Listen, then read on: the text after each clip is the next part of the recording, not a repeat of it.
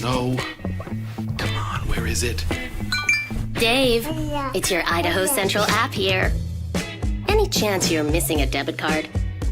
Let's get that taken care of for you. With ICCU's card control, you can turn any card off with the tap of your finger. You've got it. And back on again.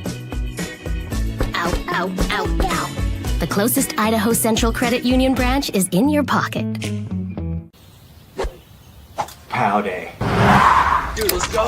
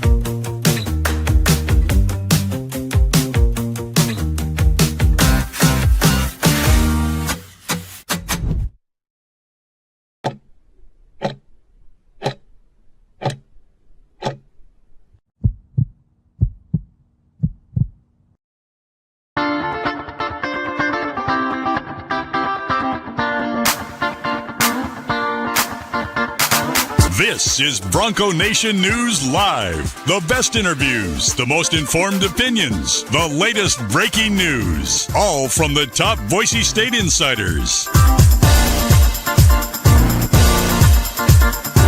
Bronco Nation News Live from BroncoNationNews.com is presented by RowPaint.com, the official paint and coatings company of Boise State Athletics.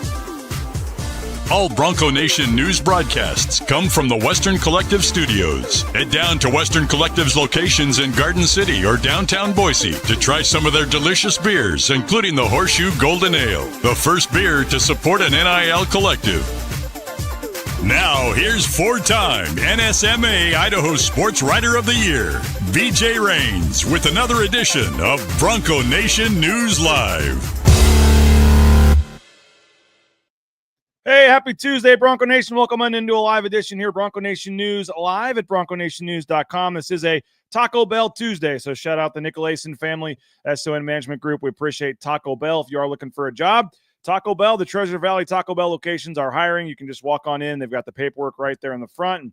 And pick up a cheesy gordita crunch or a Lux Cravings box or a Cantina Bowl or all the great options there at Taco Bell. We appreciate our Tuesday sponsor, Taco Bell. Of course, our title sponsor, Andy Rowe and Company, RowPaint.com. And Tuesday means Jay Tust is with us. No show yesterday, so we had an extra day for folks to breathe and relax following the events of Saturday night there in San Diego.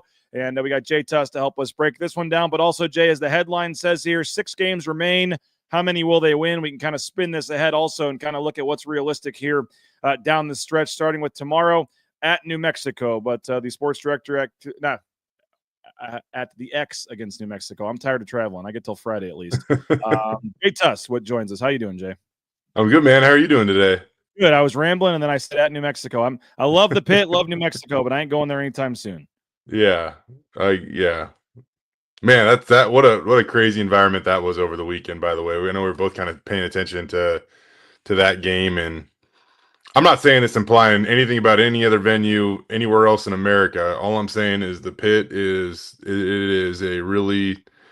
looks like a heck of a home court atmosphere for the Lobos. And as someone that went to a school that may have benefited from a call or two at times at home, it does matter. But you know what I say? They've earned it. The pit has earned it. And, you just kind of know when you go into a place like that, or you go into Viejas, or you go into the Spectrum. It's kind of like that's just the way it is. You have the crowd, you deserve those calls. So I never really – I pointed out, but I never really seem to quote-unquote complain because, so what? Yeah, you earned it. You got it. And we'll see. That is one of the storylines tomorrow. How many students show up? How many fans show up for to support this team down the stretch? It's a Wednesday game at 8 o'clock. And Boise State coming off a 64-47 loss at San Diego State. We saw Leon Rice get teed up in that game. Speaking of officials, just didn't go their way. Jay, I knew the run was bad. It was funny. It was you're sitting there and I write down every bucket and keep all these scoring runs and everything right there on my notepad so I can, okay, they haven't scored in 4:30. Okay, they haven't scored. That last bucket was there. And even looking at the papers in front of me, I see one of your tweets where it's like, yeah, it's a 29-5 run. I'm like, wait, what? And I went back and counted. I'm like, yeah, because it was 11-0 to end the half, and they're down 10, and then they had that stretch where they didn't score for, I don't know when the last time was I've seen that, 2 droughts of at least 5 minutes of scoring. The second one was worse than the first, 5:41, where they didn't score a point in the second half, and the run was 29-5, turns from a 1-point Boise State lead into a 20 plus point deficit, and the route was pretty much on there for a while. Just a unfortunate stretch of basketball there in San Diego. Yeah, I mean, they were really locked in a battle for the first 15 minutes of that game, and they even led. They led 18-17, and then that's when they hit them with the 29-5 run. And you can't recover from that basically anywhere, let alone Viejas Arena against San Diego State. And it's kind of funny because I felt like, in a way, I don't know whether us that cover the team or the team itself or whatever, I think that San Diego State almost baited them into that because, we watch a lot of Mountain West basketball and we text throughout games and stuff like that. And to see the way that San Diego State had came out at home against Wyoming and some of these other teams, and you're thinking, man, if Boise State can have the Aztecs basically take half a game off, this could be one that Boise State could really have a chance to go get. And I thought that would be the case, but from the jump, San Diego State showed that they weren't fooling around on, over the weekend on Saturday night. They brought it, and Boise State took the brunt of it for sure. No, they definitely did, and it was ultra impressive. Boise State got off to a nice start. I mean, Andrew Meadows scored the first 7 points of the game and then didn't score again. But in the end, and maybe this is a larger discussion for after the season or whatever, but you can say all you want about the how Boise State looks more like San Diego State now, or that they've improved and tried to copy them and all this stuff. But in the end, San Diego State just has a different kind of athlete. And to have a guy like Magoon Guath, I know somebody kind of jokingly said on the chat here, let me find it after the discussion on Friday. Thought about your guys' discussion on Friday. It's apparent that we need bigger, stronger, more athletic brooms to prepare our guys better for the taller teams. And I know he's joking, but when you're going up against a Magoon Guath, in practice, Boise State will hold up literally brooms, and you got to shoot over it, to try to simulate it. And that Magoon Guath, some of the blocks he had, the one where he pinned Tyson Degenhardt against the glass on the fast break. He had another stretch where 2 or 3 times in a row, Tyson just got, blocked, and they only credit him for 5. I thought he had 7 or 8, and if not, he at least altered some other shots. But 10 block shots, and Leon said on the BNN postgame show that was like 3 times.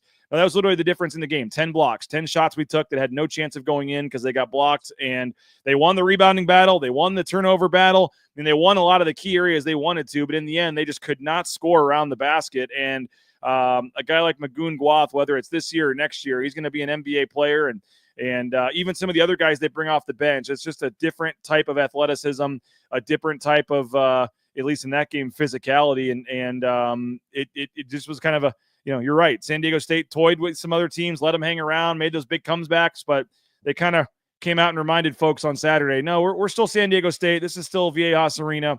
We still have the pedigree, and maybe you've taken it to us the last couple of times, more times than not the last couple of years, but they came out and played with a purpose for a team that was also kind of on the bubble, and that was a vintage, impressive San Diego State type of game. Yeah, looking at Bart Torvik's numbers, prior to that game, BJ, both San Diego State and Boise State are sitting in like the 40% of making the NCAA tournament. And I knew that was a swing game going in. I don't know if I knew how much of a swing game it was, because all of a sudden now San Diego State's NCAA tournament chances jumped to 72%. I haven't checked where they're at today, but Boise State's dipped, below 30 at this point. So that was a really important game when it comes to, March Madness. And, we said, like, if they go get that win down there, I think you can start to, talk about the dream of getting back to the NCAA tournament. But now you feel like it's going to take a number of wins in a row starting tomorrow night against New Mexico in order to revive that dream at all at this point. So, it sucks because that's at one point in time you didn't define Boise State basketball and their success on going to the NCAA tournament or not, but now they've had so much success that is kind of how you define it. And so we're going to continue to talk about it, at least in the peripheral or whatever, but they got a lot of work to do to get back into the discussion. I'll say this though, they're in the mid to low 20s now. They beat New Mexico. Just looking at Torvik's projections, it goes back up to about 30% from 25 or whatever it is. If they lose against New Mexico, it drops to 7%. So tomorrow's game at the X is a big one. So I just put on the YouTube chat a poll question. Simply put, will Boise State beat New Mexico tomorrow night? Let us know, yes or no. Is that, I went on the Pit Press podcast last night, a podcast down in New Mexico, and I basically said, I really could see this going both ways. I could see Boise State coming out, getting crushed and losing and saying, okay, yep, that, they just couldn't respond and the season's over. And yeah, I could certainly see, it wouldn't shock us, would it, if after the game against San Diego State, they just come back home and it's just, this is the team that they are at this point, and they're, New Mexico is way better and they're first place and they just hand it to them. And, you kind of lifelessly go into the night and see what happens the rest of the season. Or you say, no, this Tyson Tegenhardt, Alvaro Cardenas, this isn't the way they're going to let this end, and they're going to go down with a fight, and they're going to find a way to win this game and see what happens here moving forward. And so I'm curious what side fans are on. Reading in the chat, basically there's some on both sides of the spectrum here, but I'm curious just from a straight yes or no perspective, what's your gut tell you? Not what you hope happens, whatever. Just what's your gut? Do they win the game tomorrow night against New Mexico? And we'll update those as we go along here. Ray's got 3-3. Southwest says 6-0 down the stretch here. If they play like they did the other night, going to be hard to win against New Mexico. I don't think there's any doubt about that. In that first New Mexico game, Jay, don't forget, a big thing was just they couldn't hit a three. I mean, they were like 1 for 18 from 3-point range to start the game. This team, just the way they're built, Jay, they're going to have to hit some 3-pointers. And I saw somebody say it on Twitter yesterday, and just, whether it's Max Rice, whether it's Abo, I mean, that is another, we can talk all we want about Stanley and Dylan Anderson being disappointments this season, but to not have that just sure lockdown 3-point shooter that scares you and stretches the defense a little bit, I think has hurt them this year as well. Yeah, I agree with you. And, I was actually kind of curious. I was looking it up the other day, and I kind of thought that it would be low. I actually figured it would be the lowest, but I didn't know that it would be by a wide margin. But Boise State is shooting 31.8% from three as a team.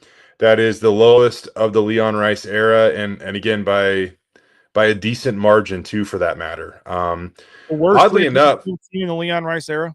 What's that? Just so you're just to put it out there bluntly, this is the worst 3-point shooting team of the Leon Rice era. I mean, for a team that, let's be honest, we're 20. Yeah, we're 25 games into the season. So unless they get hot in a hurry, yes. I mean, that's what the numbers say. Yes. And that's kind of what Leon's teams have been on, right? Outside shooting and stretch the floor. The 5-man can shoot. Everybody can shoot, and the positionless basketball. And I don't know if they're going to have to have another kind of, and again, maybe this is an after the season type thing, but they've never had a shot blocker. They've never really had that inside presence where, Mladen Armouche was more of an inside post presence, but he wasn't necessarily like a guy that was going to go block you 6 shots a game. But that's that was the closest in terms of a guy that can just dominate in the post that they've had. But you do see Guaf and you see Junior Joseph and some of these teams that have these just big athletic bigs. And, I don't know if that's the direction that they need to try to go back to. But again, we're also saying they need to find some lights out 3-point shooter. I mean, Nick Boyd, San Diego State went and found him, and he had 24 points, in that game. He was a Florida Atlantic transfer, and they went and got him in the portal, and he had a career night against Boise State. And that's another game too, Jay, where for all the talk about the defense and stuff, they were just getting beat off the dribble left and right. I mean, most of Nick Boyd's baskets were just driving layups to the hoop where whoever was guarding him, Cardenas or whoever, would just kind of get crossed over and blown off the ball. And then there was nobody in there to help kind of step up and block a shot or alter it. And then he had a layup. So that has happened with Donovan Dent and could, scares you about tomorrow night's game too. I mean, but these teams that have guards that can get in the paint really have challenged Boise State this year, among other things. Yeah, and I think that's what happens when you're forced to play a guy like Tyson at the 5, and that's not an indictment on Tyson by any means. I'm just saying that's not like the strong suit of his game. Like he's playing out of position a little bit again, and he's doing it to the best of his ability. But you see it really kind of get exposed in the game against San Diego State that has those long athletes. And there's a while there when Boise State had success. I mean, Abu Kijab, Chibuzo Abo, Manuel Akot, like they put some longer athletic dudes on the floor too for a while, and good two-way players that could really defend and things like that. And they don't have that punch right now on both ends of the court, but by a guy. Like it just they just don't. Nobody. I mean, those guys weren't perfect, but damn, they were good, really, really good. And it just seems like that continues to kind of expose itself a little bit. They don't have enough guys like that right now. BSU Bill saying not in the fire Leon camp, but need to see some evolution from him. For starters, the offense has been so bland and flat for years. Scoring drought is guaranteed in every big game. The crazy thing is going into that game, we'll have to see where the numbers evened out, Jay, but like this was like the third best offense of the Leon Rice era. Mm-hmm. I know it doesn't feel like that, but the metrics say this offense has actually been one of their better offenses that they've had under Leon this year. Been hard to watch at times. Ray is saying, Josh says, all I'm saying is I would love to see who JD could snag for a new basketball. Really, Josh? That was a whole thing I had to fend off on the post-game show, Jay. Certainly there's going to be the folks who want to see Leon move on. I just think that's crazy talk. Logan thinks he's close to retiring. I don't think that's the case either. But I don't know on that. Love Rice, but we need change. Now's the time. So it looks like folks are wanting to bring that topic up again today. But I just think I think, I've said this numerous times. I said on the postgame show, Jay, but not to pin this on one or two guys, but they're in the predicament they're in for a couple of reasons. Number one, Omar Stanley hasn't been Omar Stanley. Number two, Dylan Anderson wasn't the Dylan Anderson they thought they were getting. And number three, like they've lost 3 buzzer beaters too. Like I'm not saying, it's bad luck. They're actually a great team. I'm not trying to say that, but if a couple of the shots go differently, like it is a much different scenario right now than what we're talking about. And maybe it's fool's gold that they're obviously still the same team. Maybe they're not as good as the record would show they are if a couple of those shots miss. But I mean, Utah State, Colorado State, 2 teams that haven't lost many home games this year. Boise State was very close to beating both of them at home. And so if you want some reason for optimism or hope, you can look at games like that and go, they were right there with 2 of the better teams in the league. But then, then you look at it like you said, but the record is what it is, and they're 0-5 against the teams ahead of them in the standings, 9-0 against teams below them. But as crazy as it sounds, the Ken Pom metrics, like they're still favored to win the game tomorrow night. We'll see what the Vegas line is, but the Ken Pom number has Boise State winning by 2 tomorrow night. Yeah, I was actually looking it up this morning too before I jumped on here. Bart Torvik has him favored by about 2.7 points. Boise State. His projected score is 77-74. Boise State. So, yeah, I'll say this though. You're when it comes to Ken Pom and Boise State's offensive efficiency, it probably is worth updating after the San Diego State game because how bad was that performance offensively? They were, I think they're 42 going into that game in adjusted offense. From the Ken Pom metric, they fell to 53. It feels like it would be hard to fall 11 spots this late in the season, but that's how much they struggled down there offensively against the Aztecs. Well, if you said they're 53rd right now, I'm going back. I'm already at 2018, 2017, 2016, 2015. 2015, they were 50th. So this is still the best offense Boise State has had in a decade, according to the metrics. It's wild, and they've really struggled from 3. Like I said, the worst 3-point shooting team based off percentage of the Leon Rice era to this point in the season. I will say this is kind of wild though too. They also have the highest field goal percentage though of any team coached by Leon Rice at Boise State. The juxtaposition there is insane, but they've never shot it better collectively as a team overall. They've never shot it worse from behind the arc as a team overall, though, in the Leon Rice era. It's kind of wild. I don't know if a player I can't remember the last player, man. It happens in every sport, every team, but once a guy is gone, sometimes he becomes more of a legend or more of a because you just realize, wow, I didn't realize how good that dude was or whatever. And as Josh says, Max Rice looking more and more like a dog with each loss. Max Rice and also Abo, I think both those guys. And I think Abo, like I know they went out. I don't remember the exact way it worked out. If Abo led to Buchanan or if they already had, I don't remember exactly how it was when they went and figured, who left and who they got in terms of guys. But that was one they were not expecting. Like that, they were good. Everything was great. There was no talk of that. And then somebody gets in Chibuzo Abo's ear and offers him some money, and he's gone. That was the one where, not to say they weren't like preparing for every scenario, but like I don't think they were spending a ton of time in the shooting guard market in the portal. They felt pretty good with Abo, and he was going to be a star. And when he left, and that was semi late in the process too, already April or whatever it was, like that I think was the one that. They were preparing for Max Rice to leave. They weren't preparing for Abo to leave. And I do think that kind of left them searching a little bit at the last minute. And I know Johnny's talked in some of our text threads and on this show, another thing too. Like, I mean, I still believe in Andrew Meadow, but I mean, you can also look at the stats, Jay, and say Andrew Meadow, maybe, although he's taken a big jump, I think his 3-point percentage still isn't where they thought it would be for a guy that, Leon continues to say is one of the best shooters in America and is shoots all these shots in the summer. Like he's, the overall stats are nice, but I don't think his 3-point percentage is probably where they thought it would be either. I don't think they thought they'd be a great 3-point shooting team this year, but I don't know if they thought it would be this bad. Yeah, I agree with that. Real quick about Buzo too. One thing I know, one thing I don't know. The thing I do know, Buzo loved it at Boise State, and I had some really good conversations with him last year. And it seemed like he was coming back. And, to say that somebody got into his ear, I think somebody got into somebody else's ear. Okay. A dad's ear, family member's ear. I don't know who, but I'm just saying, like, I think that there was a little bit of a trickle-down effect there that ultimately led to the decision, because I know that Buzo loved it here, and he probably still loves it, his time at Boise State. So that was one that certainly hurt, because what does Boise State need right now?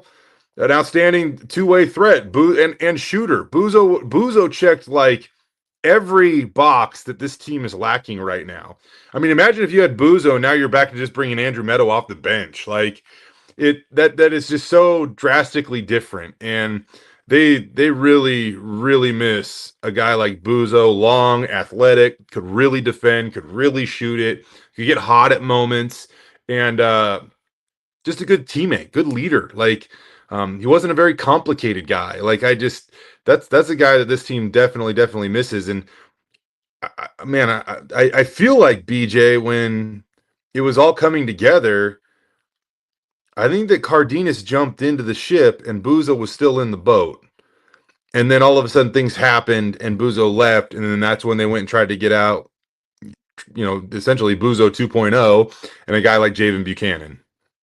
Yeah, because I mean they still had Anderson when Cardenas jumped in. They still had Anderson too. So and I don't remember exactly the order of all that. You're probably I think Cardenas. Yeah, when they got Cardenas and that's when some of the hype really started. And then all of a sudden Buzo lay. I don't remember the exact dates of all that.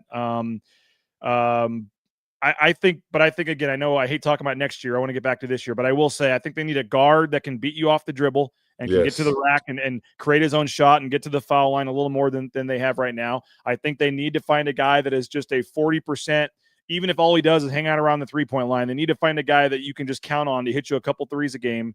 And you know what? Maybe they think that's Carmichael. Maybe they think Meadows got improvement. Like, I mean, could be Julian Bowie. Julian Bowie, I think, does have potential as a 3-point shooter, obviously. But I think if you're going to replace, you're losing 3 guys theoretically as of now, 3 for sure, with Stanley, Cardenas, and Degenhart. And I know you're bringing in some freshmen so that the math doesn't work out. But if you could find 3 guys in the portal, a guard that can get to the rim, a lockdown 3-point shooter, and then I think you need another big. And I know they really like this Ethan Lathan kid that's redshirting, 6'10". He looks the part, big, lanky, long lefty. He's gotten a ton better during the redshirt season this year. And let's not forget, Magoon Guath redshirted last year. Like this dude has been in the program for a full year, and they waited, and they probably could have played him as a freshman in raw, and they didn't need to. And look what you get. So maybe a guy like Ethan Lathan, who could have got some minutes, maybe red shirts and is ready, to do some things next year. But I still think they could use another big, and I'm not sure if it's necessarily a starting dominant big or just a guy that you can play that I know that's not their defensive style, but I would like to see a big that's a little more of a defensive presence on the interior that can block some more shots, alter some more shots, help out if a guy drives, step over, and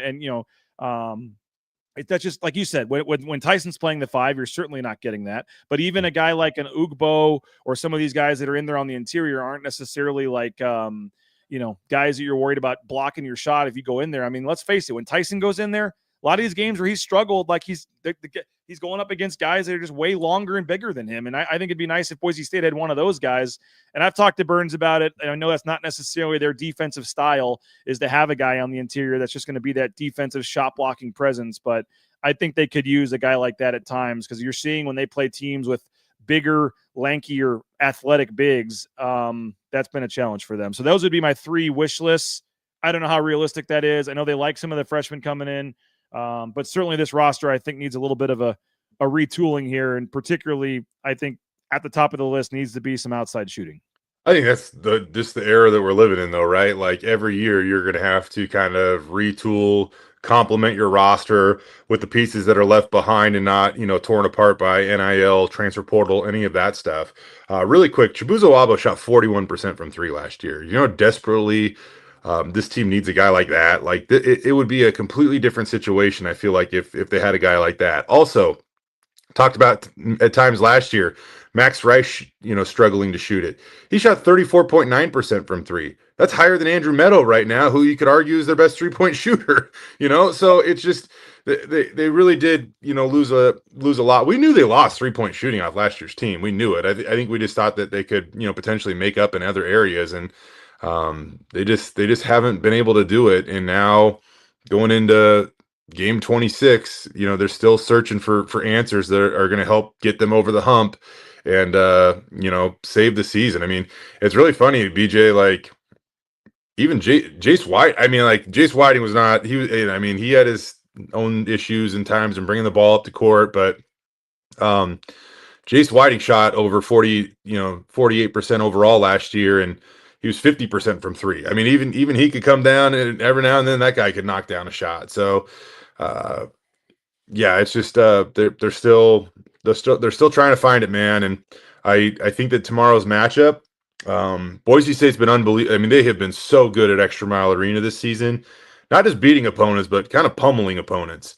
Tomorrow, though, it's going to be a battle. It's going to be a battle, and there's actually a surprising stat that this guy is not the team's issue by any means. Like, he might be the farthest from the issue outside of Tyson Dagenhart, but I will say this about Al, like, phenomenal season, a single season assist record, again, with at least 8 games to go when you count the Mountain West tournament. But I will say, when you look at his performances against New Mexico and San Diego State, which is now three collective games, he has 15 assists and 15 turnovers.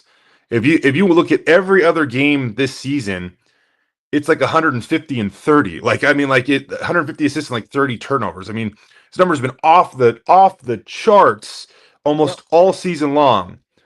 But against those two teams, who are 2 of the better teams in the Mountain West, he hasn't had those performances I think that we've almost grown accustomed to at this point.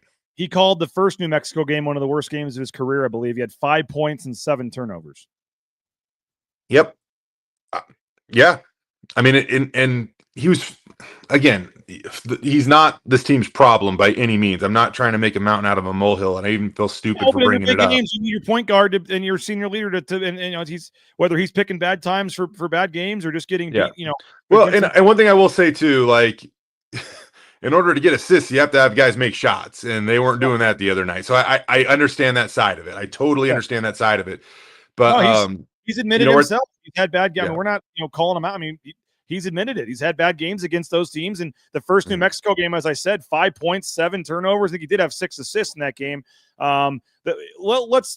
Let's take a quick break, and when we come back, I do want to talk more about this matchup, this game, but also, Jay, just how you see these last 6 games unfolding. Is there still reason for hope, or is this team going to go 3-3 and just kind of fade into the sunset here? Because there's also some new rules. I don't know how familiar folks are with this, but there's some new rules and selection criteria for the NIT, and that may theoretically guarantee a bid to Boise State if they could finish fourth in the conference standings here. If they could be the highest team that doesn't make the NCAA tournament, Boise State could pretty much be assured of a spot in the NIT if they won it. And maybe that means Tyson Degenhart at home at Extra Mile Arena breaking the scoring record. I don't know. I mean, I don't know how fans would feel about an NIT bid this year, but there's some wonky rules this year. And in terms of giving some automatic bids to teams and where you're actually ranked at KenPom matters and all this. So I don't know if today's the day to get into all that, but I read an article from Andy Katz yesterday and saw some stuff that I wasn't familiar with or had forgotten about.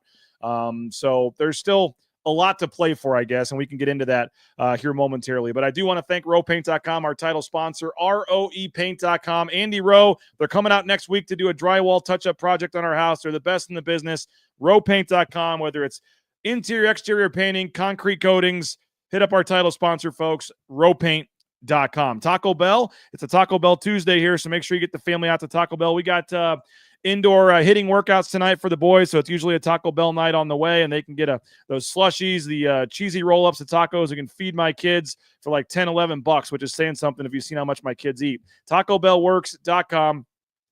We appreciate the SON Management Group, the Nicolason family, and they are hiring, so get more information. Stop on in any Taco Bell location. Apply today. Appreciate ICCU, Idaho Central Credit Union as well. Tyson Degenhart, he's got to deal with them, and so if you're trying to return the favor here for the companies that are stepping up in the NIL game and things, and there's a lot of them that also sponsor BNN, ICCU is one of them. ICCU.com, there's a branch pretty much on every corner around the Treasure Valley, but the easiest, that mobile e-branch online banking right there on your smartphone. Get more information. Switch your accounts over today at ICCU.com. Jackson's, they got the $2 hot dog and fountain drink deal going. Hopefully on Friday we can get the Broncos tomorrow over 70, and you can get that hot dog and soda on Friday if they score 70 points tomorrow at Jackson's using the Let's Go Rewards app. But don't forget the 99-cent coffee is going on anytime, any day. Use your Let's Go Rewards app, 99-cent coffee at Jackson's. Hey, Snake River Pool and Spa, patio and game, thespateam.com. 4 locations in the state of Idaho: Twin Falls, Boise, Meridian, Nampa. Been around since 1978. They're part of the Boise State home team. Check them out today. View their full inventory and options online, thespateam.com. Whether it's a spa for the back patio, a pool table, a sauna, they got you covered.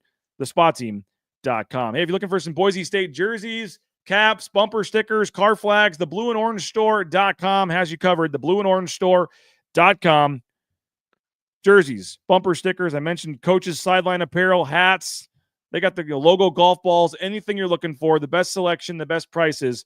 The Blue and Orange Store, you can order online anywhere in the world, theblueandorangestore.com, or just going to the Boise Town Square Mall, the second floor there next to Pro Image. And I mentioned Lithia Ford of Boise in terms of people stepping up in the NIL game. Lithia Ford of Boise certainly has stepped up in the NIL game. They're supporting football players. They've added a softball player, now 3 female athletes. So Lithia Ford of Boise, Jim Sturk, Jamie Drake and company, they are backing it up. They're one of the biggest supporters of Boise State, both from a financial standpoint and an NIL standpoint. So return the favor, folks. Next time you're looking for that car or truck, make it at Lithia Ford of Boise. You can go online, lithiafordboise.com, view their full inventory, and you still got some snow and ice and sleet for the next month or so. Make sure you have a vehicle equipped for the conditions of an Idaho winter at lithiafordboise.com. All right, Jay, you look at the next 6 games here. As I said, it starts tomorrow night, and I really do think tomorrow night is kind of a swing game for the season here. I mean, you find a way to win this game, you get a little momentum back. We're not done yet. Got to win over the first place team, and maybe that propels you down to Reno to get a nice win, and then you got Utah State at home. But I mean,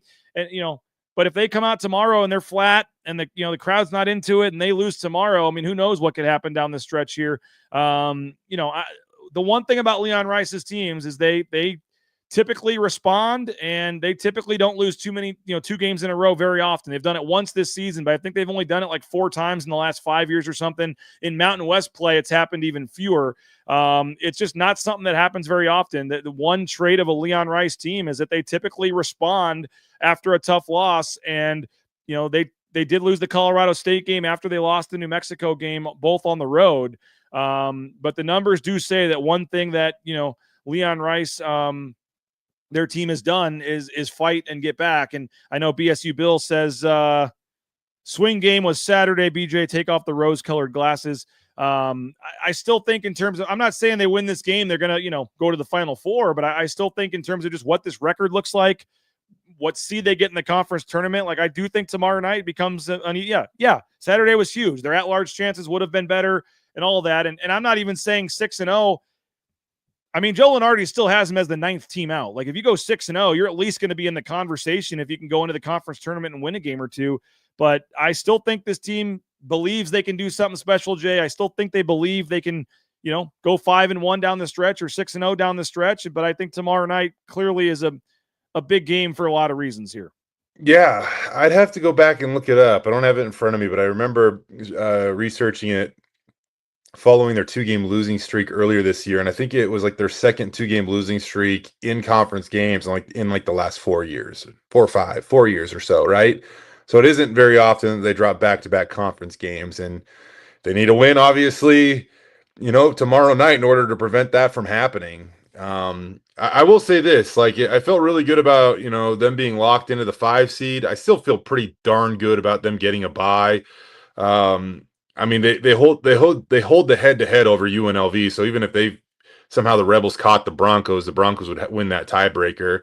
They still have to go down to Nevada, and Nevada technically is only 2 games back. If Nevada were to get that, they'd only be 1 game back, and they'd split the head-to-head. So favored. Nevada's favored at Ken Palm in that game too.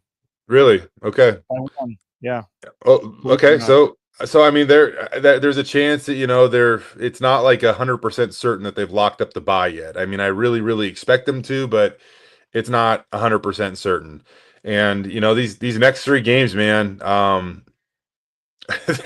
they are attacking the gauntlet of conference play right now, because they just went down to Viejas. They get to host New Mexico. They travel to Nevada, and then they come back and they play Utah State. And we all saw Utah State played some really inspired basketball against New Mexico really the whole game for sure, but they were playing really, really well for about 25 minutes, and then finally the Lobos hit them with a run and got back into that game. But after that, things get very manageable down, those last 3 games at Fresno, at Air Force, home against Colorado State.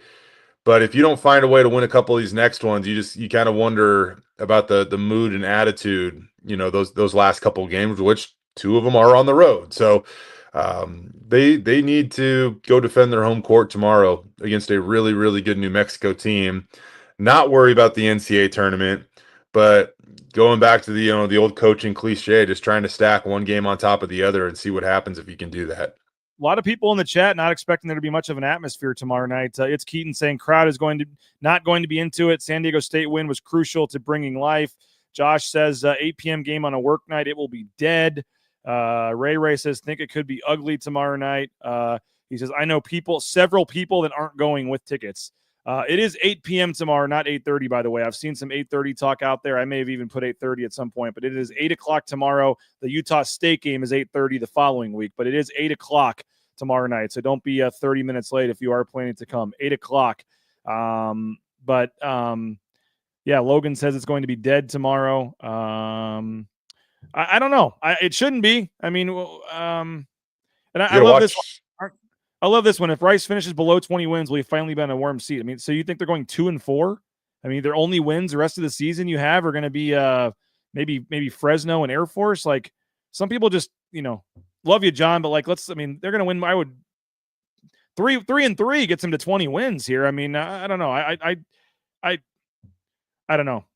Saw somebody else say Leon's lost the locker room. Like, some people, I get it. You guys are fans. You want to get, it's short for fanatic, Jay. I mean, and that's what pays our salaries, so to speak, in terms of fans and their interests. So I'm not trying to, rip on fans, whatever. But sometimes I think people just, don't necessarily put this in perspective here with what they're seeing in terms of, it's been a disappointing season.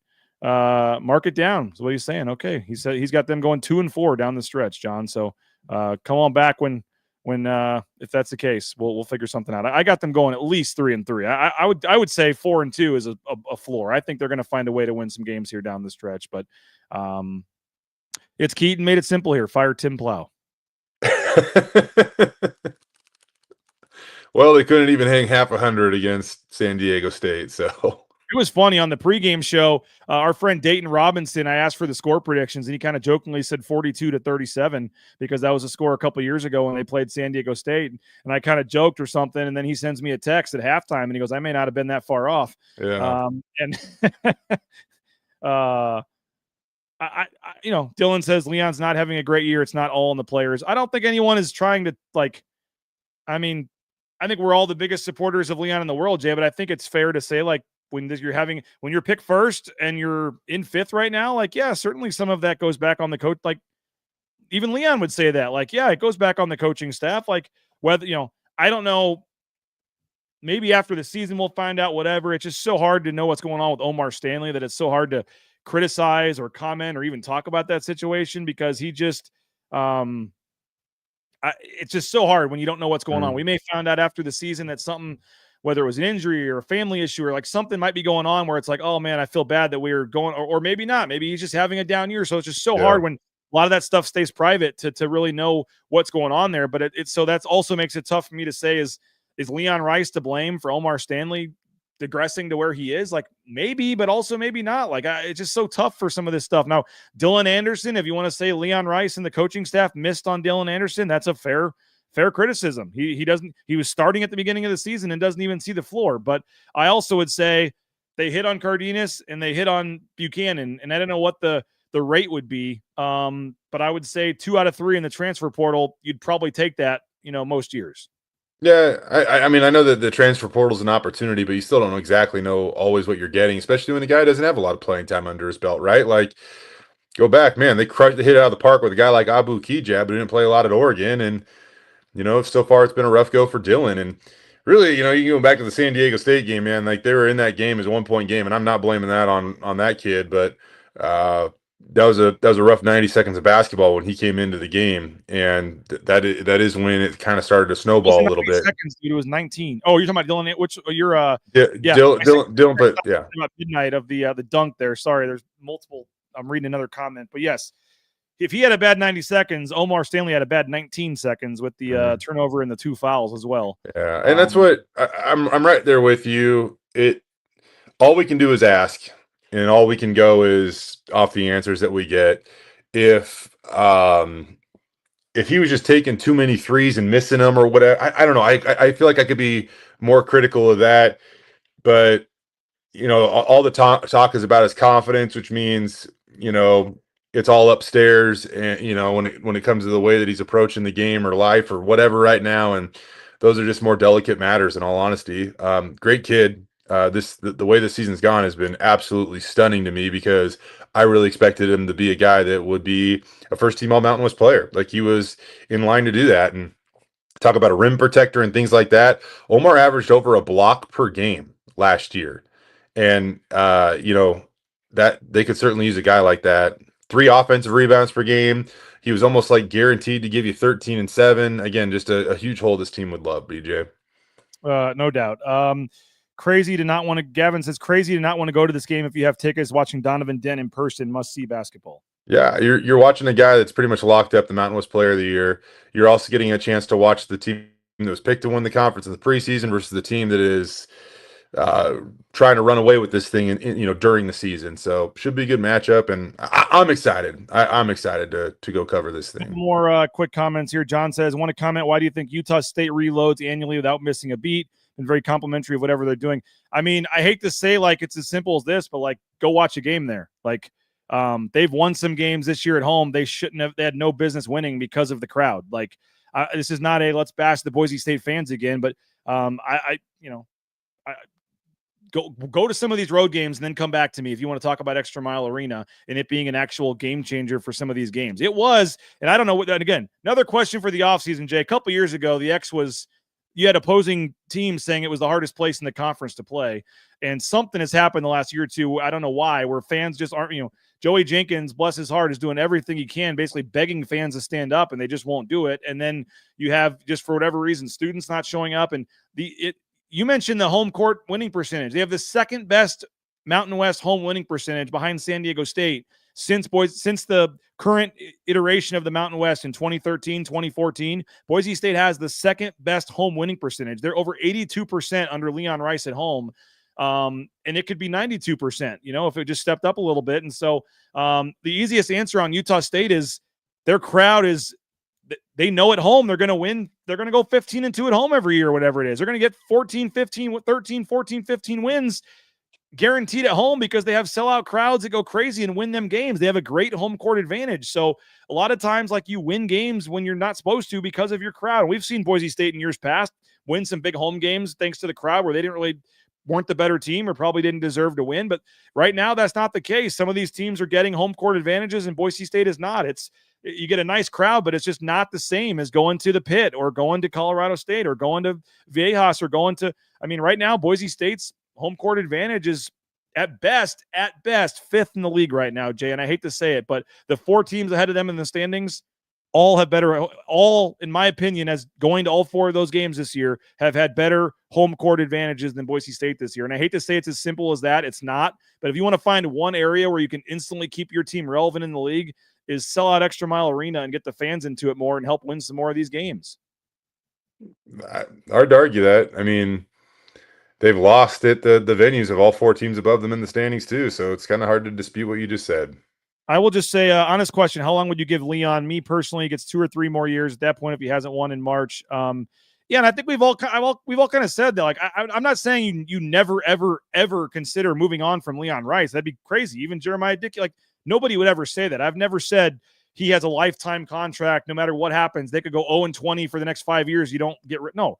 I'm just saying right now, in my opinion, after making 3 straight NCAA tournaments, it's foolish talk for some of the folks right now to want him gone right now. I think you give him at least another year, at least probably 2 more years. But I think at a minimum, you get another year to try to say. And if you get another year where it's a very similar underachieving and you've had 2 in a row and you're like, okay, then it's kind of have time to say, okay, what's going on here? Do we give him another year? Do we change things? But I don't think, and also, like, it's not even what I would do. It's what I think the finances are at Boise State and what Jeremiah Dickey is looking at, that I don't think that's even 1% crossing the path right now. And I'll say this, Jay, people want to, make their jokes, whatever. Oh, Leon sends the media Christmas cards or whatever. Like, oh, you guys are, always apologizing for him, whatever. Like, there is something to running a program the right way, never having to worry about a kid showing up in the arrest records, playing by the rules, which I know there aren't very many anymore in college basketball, but like, they run a very clean, professional, respectable basketball program. And I think that should count for something in all of this. I know in the end of the day, it's about wins and losses, and I get that, but I don't think after 3 trips to the tournament, which, by the way, had never been done before in program history, you just say, we were first, we got 5th, time to move on. I get it. Fans are frustrated, but I just personally think it's way too early to really get to that point. Yeah, let's have that conversation after the season. 6 games to go, man. What's your gut feeling on? I'm gonna go 5-1. 5-1. 5-1 would be a hell of a finish, man. Be a hell of a finish. I'm just gonna go 4-2 because I give this almost like not that they got to earn my confidence or whatever, but like, I'm just saying, like, I think they got to go earn it. So I'll go 4-2. Hopefully they go 6-0. I don't know. Yeah, got to get one tomorrow. I'll change it if they win tomorrow. Okay, fair enough. What's the what else is going? We got state tournaments starting for girls. Girls state. We got another Jay's sports bar coming out. Yeah, we should this week. But yeah, girls state tournament tips off on Thursday, man. So it's this is a little gauntlet here coming up with Boise State basketball, state, whatever else is sprinkled into that too, So it's fun though. It'll be an energetic week, that's for sure. All right, Jay, I got some business to attend to. I'll keep this going. I want to discuss the golf tournament and some other things, but I'll let you roll. All right, bud. But we appreciate you as always for joining us, and we'll talk to you on Friday, man. Sounds good, dude. There he is, Jay Tust, sports director at KTVB. Appreciate him for jumping on. We got a lot of comments and stuff on here, so I can keep this going for a little bit. If you let us know your record, get it out there. We still can put in the YouTube chat or the poll question there, I guess. Do you think Boise State wins tomorrow? What is your gut feeling on that? Let us know. And then also your record down the stretch here. What do you got and where are the losses at? And be realistic here. If you honestly think it, that's fine. But let's not go 0-6. We're not going to go 0-6 to finish the season here. But I do want to thank a couple more sponsors. Matt Bauscher and Bauscher Real Estate. #1 ranked realtor in the Treasure Valley is Matt Bauscher. Rain's family bought and sold our home using Matt and his team, and it was just tremendously easy and tremendously satisfying experience getting to have Bauscher Real Estate every step of the way. Got great value for our home. We're in our dream home because of Matt and his team. They helped us find it, and they can do the same for you. Get more information online at Bauscher Real Estate.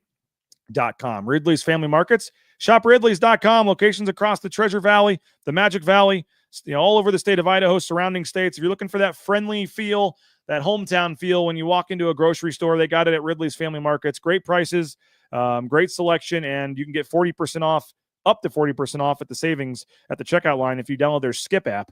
Get more information, find a location near you at shopridleys.com. Hey, if you're looking for a job, how about Transportation Compliance Service? They can help you get into the trucking industry every step of the way. DOT, overweight, all the permits, all the things you need to get out there towing that first load. They can do it for you. It's a local company helping folks all over the world. Transcompservice.com, 866-813-7620. You've never thought about the trucking industry, but you should.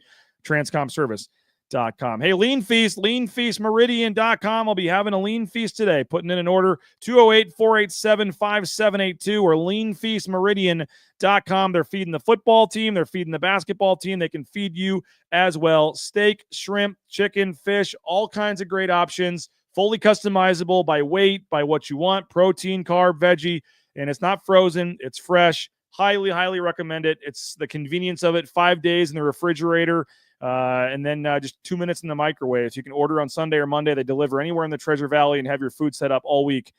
Get more information and make your order today at leanfeastmeridian.com. And hey, speakpipe.com/BNN.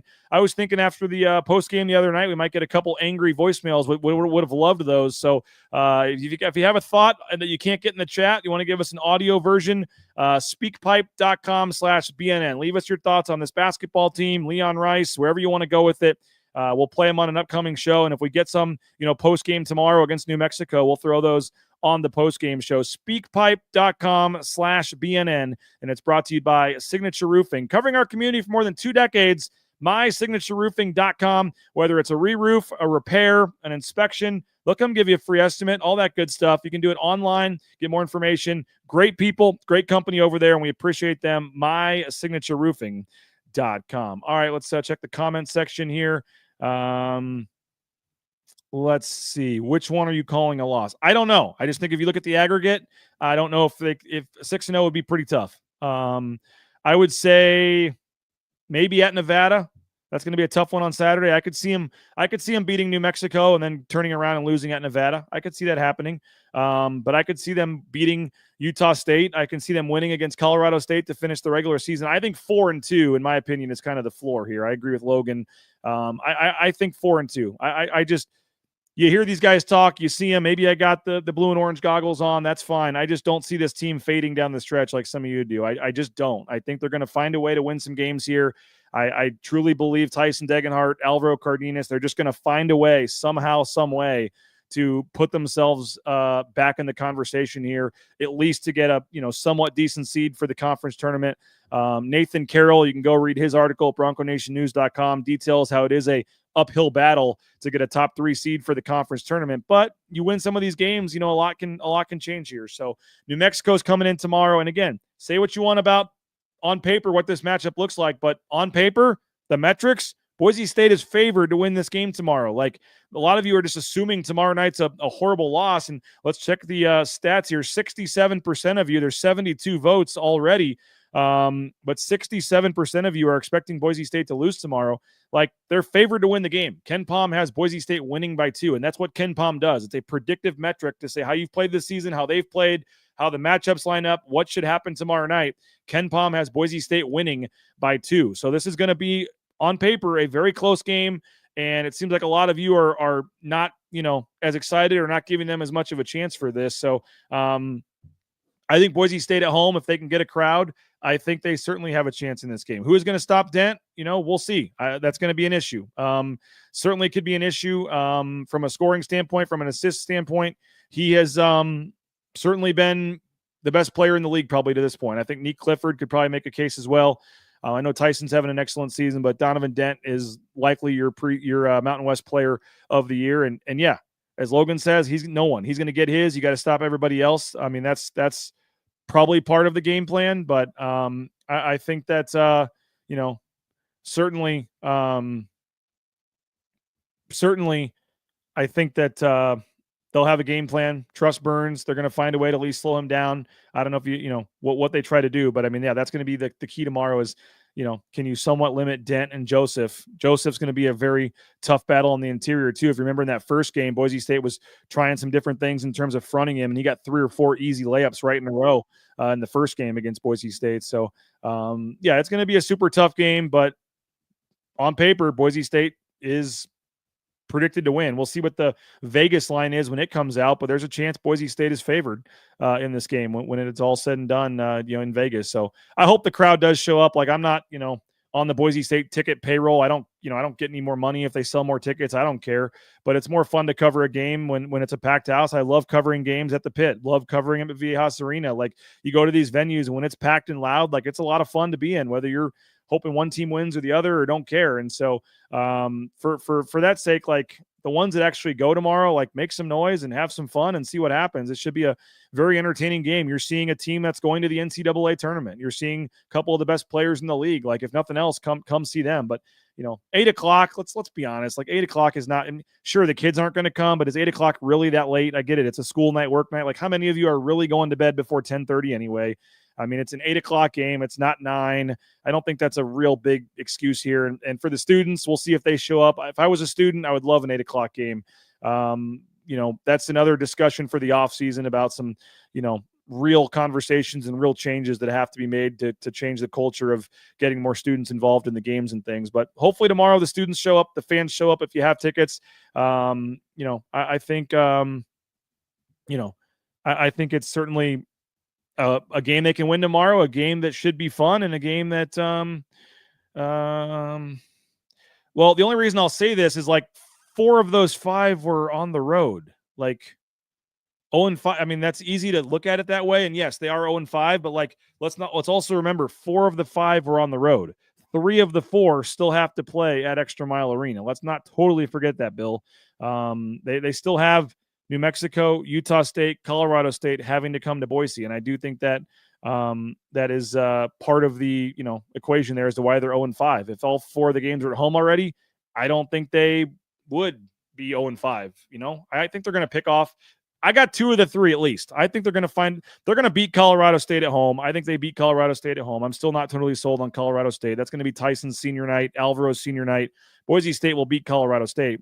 And I feel pretty good about them getting the Utah State game as well. I think that was a game they match up pretty well with Utah State. They did a good job against their zone the first time they played them. So I think they can beat Utah State next week. The swing game, I think, is tomorrow. So John, I don't know if you're being facetious here or not. That was a road game.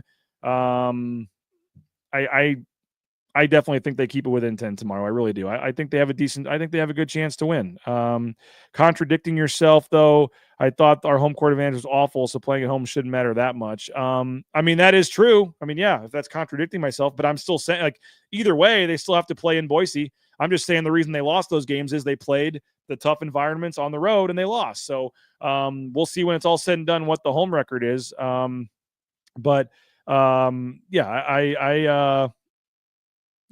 see what happens tomorrow. Mike Prater is going to join me tomorrow, and we'll obviously break this game down a little more. Losing is fine. It's the nature of how we lost, which was unacceptable. I mean, that's fine. I get it. Losing by double digits is not ideal, and the scoring droughts, that's been a problem. I understand that. I mean, a lot of the points are valid. I'll listen to all that kind of stuff. I'm not going to listen to the Fire Leon Rice crowd. That's just, again, not even do I think it's crazy. Like Jeremiah Dickey would tell you it's crazy. So it's literally not worth tweeting or talking about or posting. Like they're not doing that. So you can say all you want about that, but they're not. So it's just not worth the time. It's Keaton says, if New Mexico's plus money, I'm heading right to Circa. That may be the case. The offense, I think that's fair. We talked about it on the post-game show at some point. I'll bring, maybe that's something we bring up with Prater tomorrow. I mean, I think, again, this is the best offense Boise State has had in almost a decade. I think we just said 2015. 2015, Boise State was ranked 50th at KenPom in their offensive efficiency. Right now, Boise State is 53rd. So it hasn't looked pretty at times, and they've had these scoring droughts, but I'm just telling you, this is the best statistical offense and most efficient Boise State offense has had in 10 years. So here's more comments about the offensive scheme. Offense is vanilla. again, maybe that is all true and is the case, but on paper, this is the best offense Boise State has had in the last 10 years. They have the number 53 offense in the country, and there's 360 teams in Division I basketball. So that's like what, the top 12%?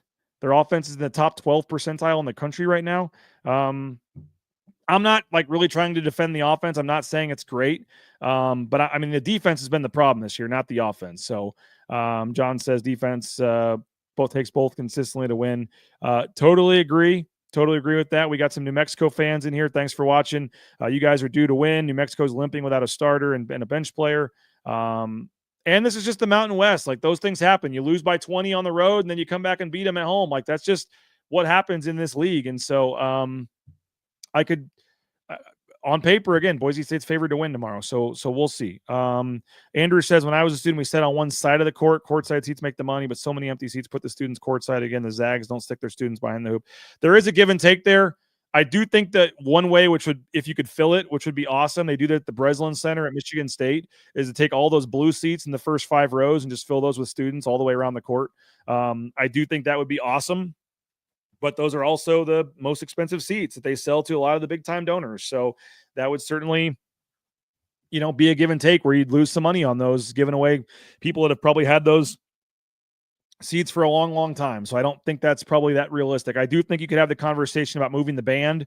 I think moving the band to one of the corners would help, because in the student section would feel more connected and not like there's this half and this half over here, because you have the band kind of stuck in the middle.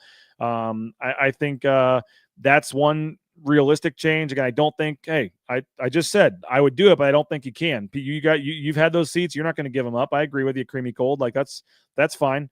But you can sit in the blue seats, but if you don't cheer or yell, you're just sitting in the blue seats. Yeah. This is a whole topic for the offseason, but I think one area would be to move the band out of the way. I would consider putting some students in section 12 either. Also, get some students at both. Someone just said you have the largest dorm on campus 100 feet from the basketball arena. How are you not walking over there at 6:30 and pulling the fire alarm or whatever and telling everybody they got to get to the game? Like, and this isn't even on the marketing department's doing great. Cody, Alyssa, everyone's doing great over there. They've made some serious changes midway through the season. But Joey Jenkins having to, borderline beg fans to stand up before the game is just kind of cringeworthy. And I don't know what's changed the last couple of years. It's just been super weird how they went from having this expectation where students, even it just feels like 2 or 3 years ago or last year, like students, a big game, students would pack the place and you'd get a lot of other athletes from other sports there, and it would just be an awesome environment. And now, like, it's just, you're literally hoping to fill the bottom level. And a lot of times it's not even,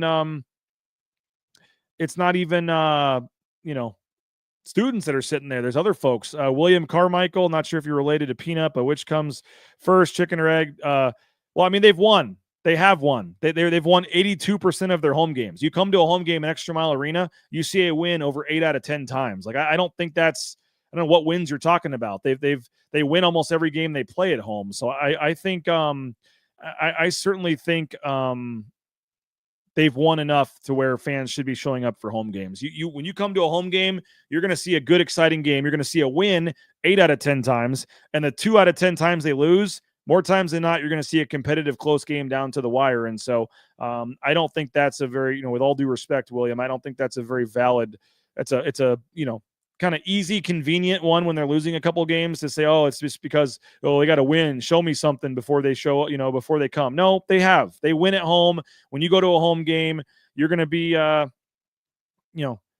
you're going to see a good game. I don't think that has anything to do with it. Do you think some Boise State student is not coming to a home game because they haven't won a March Madness game? No, I don't think that has anything to do with this.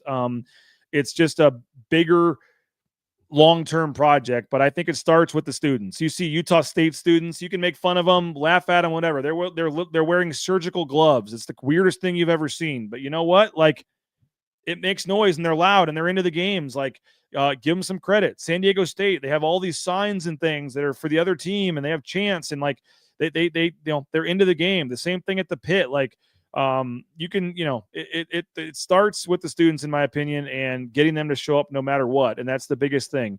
I mentioned moving the band. Ryan is in the band, and I agree. I think the band could move over to the corner, to the other side, or even further back up a little bit. I think the band in the corner would certainly help things. Removing the walking path between the courtside seats and the blue seats, making everyone go up and down to the second floor, need the crowd on top of the court. I don't know the answer to that in terms of what you would do in terms of security and like safety things. I think you have to have some sort of exit there, but certainly if you could add another row or two, that would certainly help. Let's see here. Upgrade the Wi-Fi and allow students to watch the game on their phones. Maybe that would get them excited. That's funny. Yeah, this is probably a topic for, let's get through this season. We're gonna have plenty of time in April and May and I'd love to get your thoughts, and maybe we get Cody Gogler on here and we set up a whole thing, and it's kind of a on the air live discussion where you guys give your honest suggestions on how to make things better, and then he takes notes and we see what happens here. We are going to have Jeremiah Dickey on Thursday, by the way. We get once a month now. Jeremiah Dickey, Ask the AD. Jeremiah Dickey is going to come on and take your questions and your comments. So if you guys have any honest, let's just not put Fire Leon Rice in the chat. That's not going to do any good. But if you have any honest thoughts on how to improve the Extra Mile Arena experience, bring those on Thursday to Jeremiah Dickey, and we'll share some of those and maybe have a little bit of that discussion with him on Thursday. But that is coming on Thursday, that Jeremiah Dickey will begin his monthly appearances on BNN, and he does want to take questions from you guys and talk directly to you about some thoughts and things that you have. But like I said, let's not get into the crazy, why is Leon Rice still the coach here, that kind of stuff. I don't think at this point that makes any sense. It's just a waste of a question and a waste of time, to be completely honest with you. So appreciate you guys for jumping on. By the way, the golf tournament, I'm wearing the BNN golf tournament hat here. We are very close to announcing some new details for the tournament. It's going to be on May 30th this year. And before I get into any of the details, I'm not quite ready to announce it, but we are giving everyone that played last year first chance to re-sign up, and we are already over halfway sold out. So there's not going to be a ton of space available, and I'm not going to have to be begging folks to sign up. This thing is going to sell out and sell out quickly. So if you are interested, put May 30th down, and I guess you could email me, but I'm not sure. I'm not going to let you sign up yet. But you could reach out and say you're interested. We're going to do some exciting changes that I think will make this thing even better than it's been for the 4th annual BNN golf tournament. And that is going to be on Friday, May 30th. More details to come maybe later this week or early next week. I'm just waiting for the graphic to get done, and then we're ready to announce. But we're close, but save the date, May 30th. And like I said, there's limited spots this year. We're doing things a little differently, and we're already halfway sold out just with reaching out to people that played last year and letting them in. If you did play last year, check your email. If you didn't get an email, email me. But if you've played last year or in one of the previous years and you want back in, you're going to get first spot. So you should reach back out to me, and we'll tell you more details about that. But we are again benefiting the Idaho Youth Sports Commission, the BNN 4th annual golf tournament, Timberstone Golf Course on May 30th. Details and registration to come within the next couple of days. We're getting close on that here moving forward. So appreciate you guys for a lot of great comments and thoughts. Big game tomorrow. I know a lot of you sounds like you're ready to kind of move on. The 65% of you think Boise State's going to lose tomorrow night. So we'll see what happens tomorrow night. We are heading to Extra Mile Arena here shortly. We're going to talk to Leon Rice, Alvaro Cardenas, and kind of get the state of the team and thoughts on the matchup tomorrow. And then Mike Prater will join me on a Wednesday game day edition. We're probably going to have Brad Bedell as well. If you got some football talk, maybe we'll have a longer show tomorrow. We'll have maybe Prater for 30 minutes, Bedell for 30 minutes. So we'll try to get a little football and basketball talk on tomorrow's show. We also got Michael Callahan interested in doing some stuff from BNN. So we're trying to figure out how to involve him and get the former defensive lineman involved, kind of like a Riley Smith type role. So got a lot of things in the works with BNN. It's not possible without your support, though. So please go support the sponsors, many of which you see on the screen here. Don't forget about Jackson's. We need to get the new banner made, but support the sponsors, folks. That keeps this show free of charge for you to watch on YouTube at 9 a.m. every weekday morning, and the pre and post game shows. Our goal is to never make those put those behind a paywall, but there is a nice little way on YouTube to make those private. So if it gets to that point, we'll make sure we need to. But if we want to keep this thing for free on YouTube, we need you guys to go support the sponsors and get a meal at Taco Bell, and more importantly, tell Travis Hawks, tell Stan Nicolason, tell all these folks that you appreciate their support of BNN, and that's why you're supporting them, is because of their advertising, and keep this all going around. And use rowpaint.com for your painting project, and switch over to ICCU and all that good stuff. So you can also subscribe. $50 gives you a full year. BroncoNationNews.com. $50 full year at BNN. 365 days of exclusive content. You get a daily email. You get all kinds of exclusive stories, columns from Mike Prater, Nathan Carroll, myself. Hopefully at some point, deals on some merchandise and things, but we're still working through that and trying to figure out what we can do with some of the new hats and things. But appreciate all you guys. Again, use that promo code at the bottom of the screen, BNN50 deal. You get $20 off your first year. It's only $50 for a year subscription to Bronco Nation News. So go subscribe, tell your friends, share, retweet this video, all that good stuff. Go buy your tickets for tomorrow night, and read Nathan Carroll's article at BroncoNationNews.com. He looks at the final 6 games here and kind of what the options are, big picture down the stretch, and kind of reviews the San Diego State game, what went wrong, and what the Broncos can still do here, and what's realistic for them to do in the final 6 games of the season. So I wouldn't give up hope yet. A lot of games left. I got a feeling they're going to that Tyson Degenhardt's not going to go out like this. I think he's going to find a way to win some of these big games down the stretch. And maybe I'm a homer. Maybe I'm a realist. I don't know. We'll see. But I think if you have tickets tomorrow, or you're interested in going tomorrow, I think you definitely should go. I think tomorrow should be packed and loud, and it's going to be an awesome game at Extra Mile Arena. So we'll see what happens here. Going to be a weird 6 games. I think it's going to be a fun 6 games. I think Boise State's, again, maybe it's just from being around this team, on a daily basis, but they're not the kind of team that's just going to fold up shop here. I still truly believe they're going to win a lot of these games down the stretch, and you guys are going to, I'm going to be telling you, I told you so. I cannot tell you how many tweets I've been bookmarking lately. And so I'm going to be going out for a Sunday troll at some point. They can find a way to win some of these games, and we'll see, because I still believe in this team. I think they have a chance to win some games, and obviously it starts with tomorrow night. Huge game tomorrow night. Got to find a way to beat New Mexico. And as I said, go read Nathan Carroll's article, subscribe, tell your friends, support the sponsors, and join us 9 a.m. tomorrow. Football talk with Brad Bedell, basketball talk with Mike Prater. Every morning, 9 a.m. This is what we do. Bronco Nation News Live. Appreciate you guys for watching. Have a great rest of your day. And check YouTube later today. We'll get Leon and Alvaro posted to the YouTube channel. But day or night, doesn't matter the time of day, BroncoNationNews.com. Anytime, anywhere, coverage of Boise State athletics. We appreciate you. Subscribe, help us out.